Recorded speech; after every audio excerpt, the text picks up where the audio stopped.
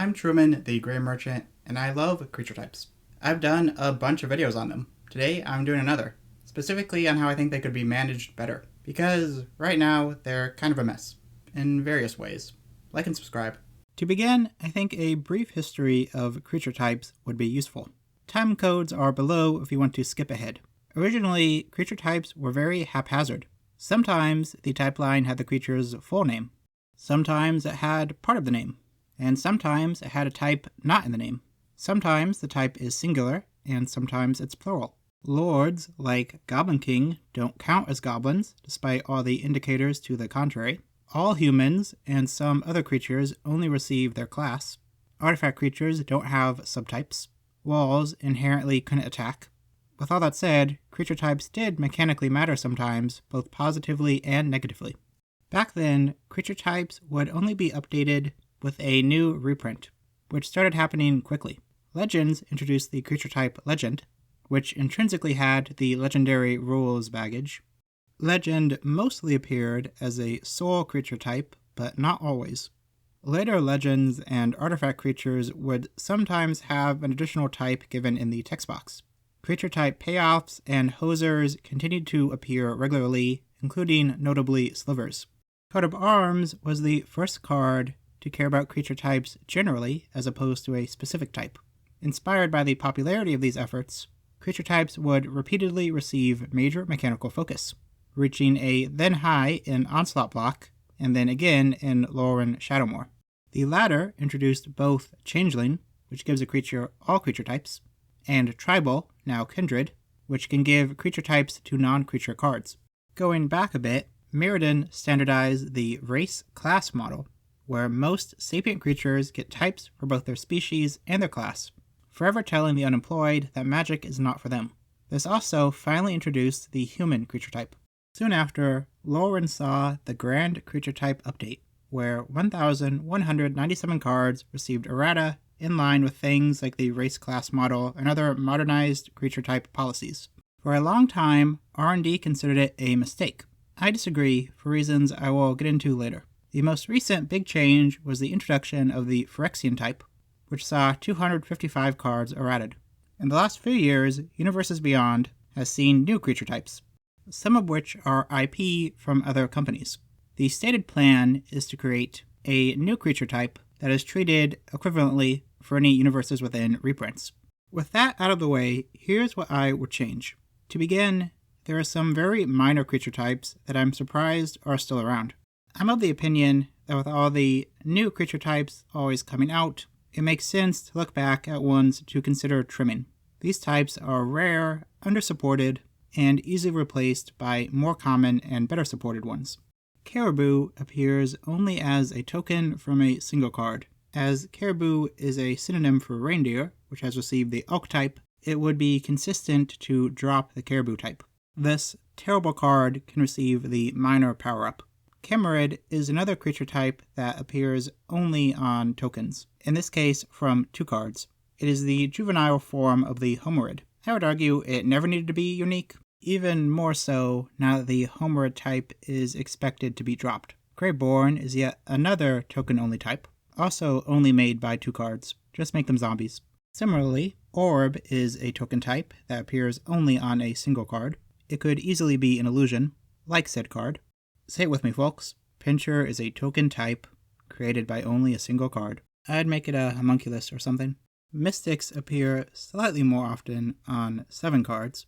However, there are 36 cards with Mystic in the name that aren't Mystics. At this point, it makes more sense to cut it. Sable and Ferret have a single card each, the former also being artificial. Ferrets are weasels, so it would be scientifically accurate to combine the types, and sables are close enough. Monger is a very strange class type. It appeared in only a single cycle of 5 cards, back when Wizards was really into cycles with unique creature types. However, unlike its cousins, such as the Volvers, Nephilim, and Bringers, the Mongers aren't a species. In fact, they later received additional creature types, all of which are different, and they demonstrably don't have the same profession. One deals in secrets, one makes storms, one does war, one grants wishes, and one makes birds. The only similarity is that they charge for their services, but so do most people. And later merchants and sellers didn't get the type. The only wrinkle is that Squallmonger doesn't have a clear species, so it didn't get an additional type like the others. I'm sure one could be found though. Maybe a djinn? Carriers are another cycle-only type, plus one other card.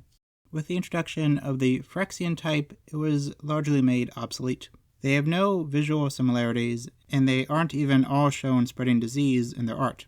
Plus, it hasn't been used for other creatures it might fit for. The cycle is cool, but I think the text boxes, power and toughnesses, and flavor text make it clear even if the cards don't share a unique type. Lamia is a type that appears on two pretty different looking creatures. In the original Greek mythology, Lamia are a classification of spirit, so I think it would make sense to simply have magic Lamias be the same. Efreet have been retired but not removed. Now cards that likely would have been Efreet are Jinn.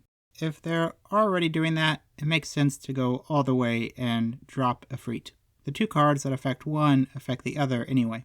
Spectres are shadowy remnants with evasion, primary, and black. Wraiths are shadowy remnants with evasion, primary, and black. There are only 5 in-universe wraiths. I'd make them spectres. Aurochs are closely related to domesticated cattle, with the two able to interbreed. Other wild bovines are still type ox, so it makes sense for the handful of aurochs to be 2. The underwhelming aurochs payoffs can be underwhelming ox payoffs. Leaving behind minor types, werewolves are weird. Prior to Innistrad, werewolves tended to be typed as wolves plus something else. I think they still should be. Notably, every other were creature still does this. Wolves and werewolves are already very linked. 24 of the 27 cards that care about werewolves also care about wolves. 24 of the 28 cards that care about wolves also care about werewolves. There would be little mechanical change in werewolves being wolves. Flavorfully, it would be more consistent and would more easily allow for non-humans to be werewolves. Next up, and likely more controversially, there are 2 original magic creature types that I don't think it makes sense to keep. To begin, I think Kithkin should just be halflings, because that's what they are. They were even going to be called hobbits at one point. The response about how supposedly distinct they are is not very convincing. Yes, the Kithkin of Lorwyn Shadowmoor have some unique biological and cultural features, but so do the elves of Lorwyn Shadowmoor, and they're still elves. I love that magic has its own takes on fantasy staples, but it's okay to recognize the underlying species. I fully support Kithkin existing in the lore and on card names, but having them be a creature type is like if elves were creature type Llanowarian or Minotaurs or Horlunians. And it's not like Kithkin have some big place in Magic story that this change would jeopardize. They've been shown to inhabit a single other plane on only 3 cards. This change would probably allow them to show up more often on more planes by giving them less baggage. And all cards of the now singular type would benefit from each other's support cards. The other type that's kind of pointless nowadays is weird, because there's no consistency. The original distinction between elementals and weirds is that weirds were combinations of opposing elements. But since then, various weirds are clearly singular substances, making them indistinguishable from an elemental. Simultaneously, countless elementals are composed of multiple elements, often including opposing ones. If weirds are functionally identical to elementals, save for happening to belong to a particular faction, I don't see the point of them being their own type. Again, with all the creature types mentioned so far, I don't want these concepts to disappear from Magic. I just don't think having their own type is necessary for those concepts to appear. Again, more common types may result in some of these concepts appearing more often. Somewhat related to that, I think the recent decision to drop some of the animal people types was the correct one. There are odds with how every other animal person got typed, and the change powered up the types mechanically. I've seen 3 arguments against the change, and don't find any of them convincing. The first is that some types resemble a variety of species. For example, some homurids are crab-like and others are lobster-like, and the Jund Viashino are crocodilian. For the former case, lobsters could easily be considered crabs in Magic. They're in the same clade. For the latter, there are lizards that look like crocodiles in real life too. I don't think it's that big a deal. The other Viashino-specific argument is that they've been said to be descended from dragons, which supposedly makes the lizard type inaccurate lore-wise. I think that's a stretch. Besides, maybe in Magic, regular lizards were descended from dragons too. But only a very foolish person would try to connect Magic creature types to any sort of real-world evolutionary system anyway. Lastly, I've seen the argument that this change and hypothetical changes, like making Kithkin halflings, would somehow diminish Magic's specialness. I have two responses to that. Firstly, as I said earlier, having a unique name does not make the base concept of these species unique. Lizard people are a pulp fantasy staple. State your first name, your last name, and occupation. Lizard man, and lizard man. Secondly, again, even if they don't have a unique type, Magic's versions of these beings can still be showcased in names, art, and stories. I don't think anyone would say the Leonin are diminished by being cats. Now that I've suitably nerfed Embiggen, I'd like to move on to a conversation on creature type errata generally.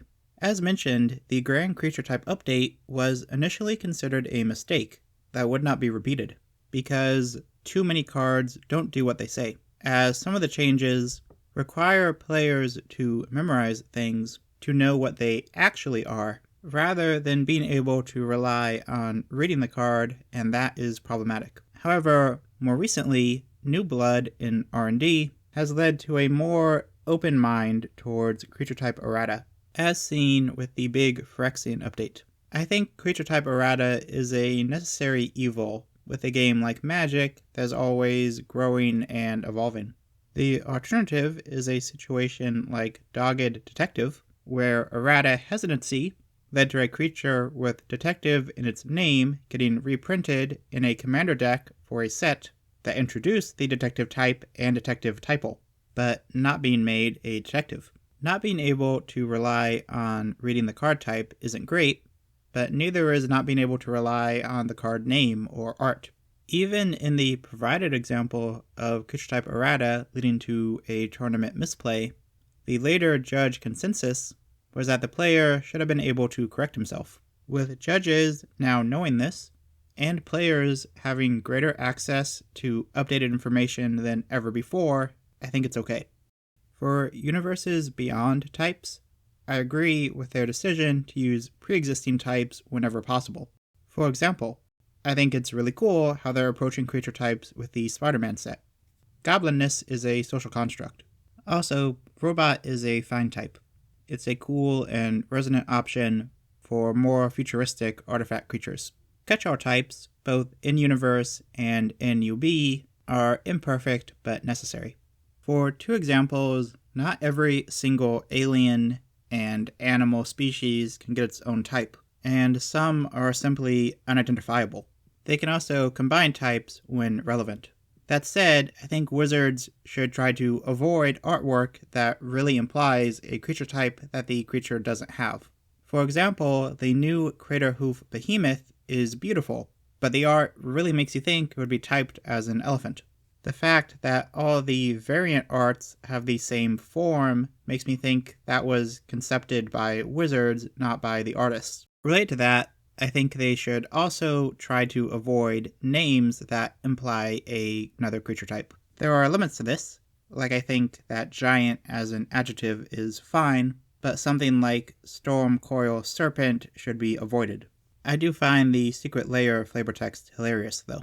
On the topic of names, I'm okay with more archaic or fanciful names that some of the real-world animals have, like ox and boar. I don't want the mundane names to be changed, but I don't see a need for the more out there ones to be changed either. If they were starting today, maybe I'd want everything to be more recognizable, but I don't feel strongly enough at all to want to change that now. Another big creature type debate is the frequency of humans. I'm on board with them having a plurality. I know some people find that boring, but as a whole, humans do relate to other humans. There's a reason even most science fiction and fantasy movies have human leads. That said, I think they could be more willing to pull it back a bit at points. For example, it was ridiculous that there were no dwarves in Aetherdrift. I think the easiest placement would have been substituting one of Cloudspire, the red-white team's 5 humans. The team is from Kylum, which has dwarves, and they already recruited at least one member from Avishkar. Why not a dwarf, too? Finally, this is only somewhat relevant, but I think they need to find an option for shortening legendary in the type line when needed. Its length prevented Zergo and Ojutai from being an Elder Dragon. Golos doesn't have a species at all. Outside of creatures, it was the reason the Theros god weapons couldn't be equipment. They keep running into this problem, so I think an abbreviation for special occasions is warranted. And those are the changes I would make if I was in charge of creature types. Or at least the ones I would like to in a vacuum. If I was actually in this position, I'm sure I would rein myself in to avoid making too many people unhappy. Speaking of which, please let me know your thoughts below. Thanks for watching, and thank you to my patrons. If you liked this, consider watching another one of my creature type videos from this handy playlist. Bye!